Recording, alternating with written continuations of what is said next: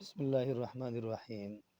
محترم دوستو، آج ہم کھانے کی جو دعا ہے وہ سیکھیں گے انشاءاللہ۔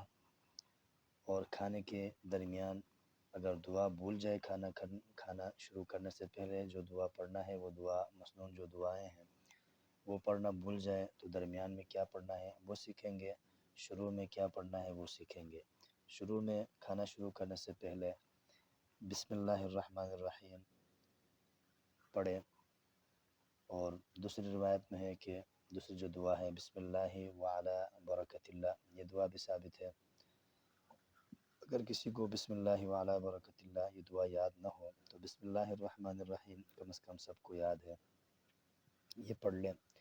اور اگر کھانے کے شروع میں اگر یہ دعائیں پڑھنا بھول گئے، انسان ہے کبھی کبھی ہوتا ہے بھول جاتے ہیں کسی وجہ سے، تو اس وقت بیچ میں درمیان میں کھانے کے درمیان اگر یاد آئے تو جو دعا ہے بسم اللہ اولہ و آخرہ، دوبارہ سنیے، بسم اللہ اولہ و آخرہ، اس کو تب پڑھنا ہے جب شروع میں اگر بسم اللہ نہ پڑھے تب پڑھنا ہے، اگر بسم اللہ پڑھ لیا تو بیچ میں اس کو پڑھنے کی ضرورت نہیں ہے۔ جزاک اللہ خیر، احسن الجزا۔